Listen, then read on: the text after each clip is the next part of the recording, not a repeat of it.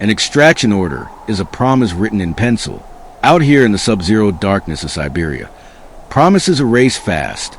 The wind doesn't just howl.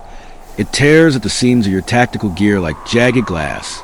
You wipe a thick layer of frost from your visual visor, but the thermal grid only shows red.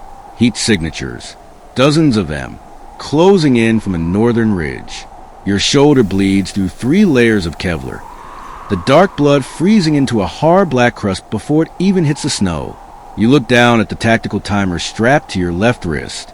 0400 hours. The extraction chopper is still 12 hours away. 12 hours in an open kill zone with no air support, no heavy armor, and a broken comms relay that only picks up static and heavy artillery fire. You check your primary magazine. Empty. You drop it into the snow with a dull thud. Your backup sidearm has 4 rounds left. 4 rounds against a full battalion of cybernetically enhanced mercenaries who don't feel pain, don't take prisoners, and haven't stopped hunting you since you crossed the perimeter line at midnight. You turn your head toward the tree line. The man standing beside you doesn't check his ammo. He doesn't need to. His metallic silver arm reflects the sharp, icy blue glint of the searchlights cutting through the pine trees. Snow melts instantly on the glowing heat sinks of his cybernetic shoulder. His heavy leather coat is shredded, torn by high-caliber rounds. But his posture hasn't shifted an inch. In his right hand, he holds a combat knife smeared with frozen oil. His left hand, that gleaming plate of cold vibranium, flexes once, the mechanical joints clicking into place with sharp, lethal precision. Beside him, crouching low to frozen dirt, is something far worse than a soldier.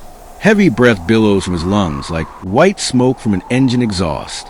You hear the deep, animalistic growl vibrating in his chest long before you see his eyes.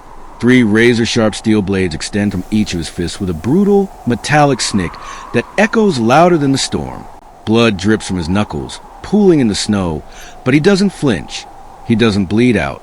His body simply heals, tearing itself apart and stitching itself back together in an endless loop of agony and violence. The perimeter flares go off.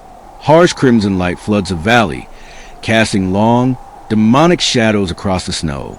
The first wave comes out of the tree line at a full sprint. Tactical armor, heavy shields, suppression rifles firing automated bursts that chew through the pine trunks and shower you in splinters. You don't retreat. There is nowhere to run. The heavy metal arm beside you lunges forward, catching the lead scout by the throat, lifting a 200-pound man into the air with one fluid motion and slamming him through the engine block of a burning transport vehicle. Sparks fly, steel shatters. At the exact same second, the feral shadow beside him leaps into the center of the squad. It isn't a battle, it's a butcher shop. The sound of tearing Kevlar and breaking bone drowns out the heavy gunfire. Claws carve through reinforced armor like wet paper. A mercenary drops a flashbang, but the blinding white light does nothing to slow the beast down. He feeds on the pain. Every bullet that pierces his lungs only makes him faster, stronger, more relentless. By hour 3, the snow isn't white anymore. It's stained a deep, sickening dark red. The transport wreck behind you is burning, providing the only source of warmth in a valley that has dropped to 30 below zero. You're on your last magazine, firing precise single shots into the advancing line just to keep them from flanging your right flank. The metal-armed soldier takes a heavy sniper round directly to his shoulder plate. The impact forces him to his knee, the snow cratering beneath his boot. He doesn't scream. He grips the jagged shrapnel stuck in his chest, pulls it out with his bare teeth, and spits it onto the ground. He raises a mechanical fist, catches an incoming grenade midair, crushes a casing in his grip, and hurls the exploding shrapnel back into the enemy rank. The blast shakes the trees, sending avalanches of snow tumbling down the cliffside. Hour 6 brings the heavy armor. A pair of tracked assault tanks rumble out of the northern pass, their automated turrets locking onto your position. The heavy caliber rounds tear through your cover, pulverizing the granite boulders into dust.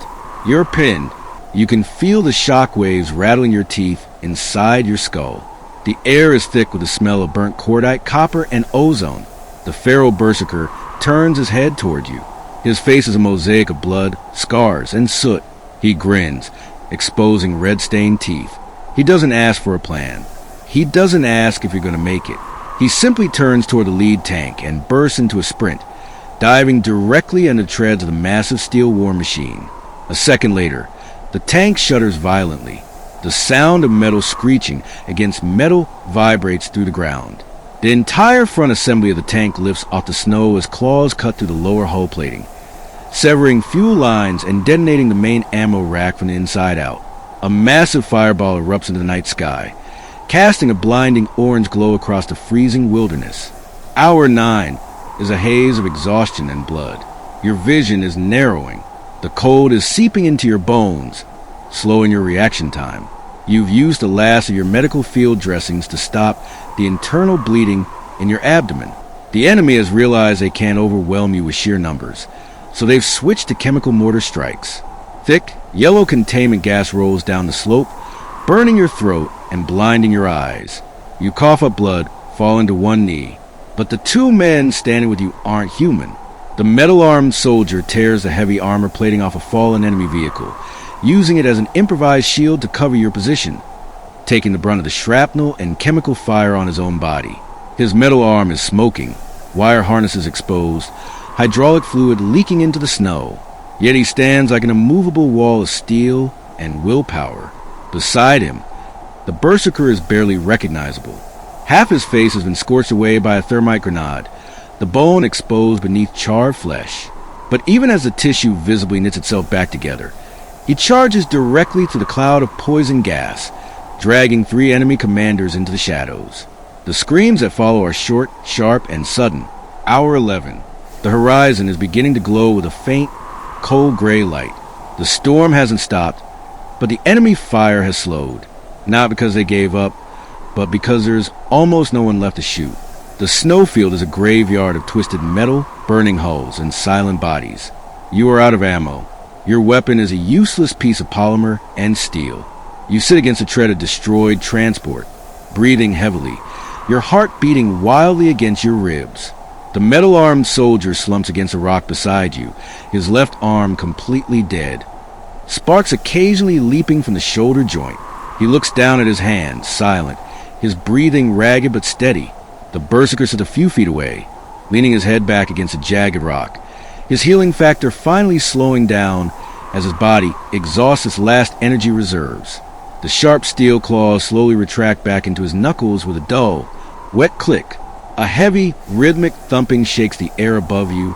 The clouds part for a split second, revealing the dark, sleek silhouette of an VTOL extraction craft descending through the smoke and snow. The searchlight sweeps across the crimson battlefield, illuminating the devastation you left in your wake. The side door swings open, and a rope ladder tumbles down into the snow. The mission is over. You survived the impossible. You drag yourself to your feet, coughing up the last of the smoke from your lungs, and look at your wrist. 1600 hours. Exact schedule.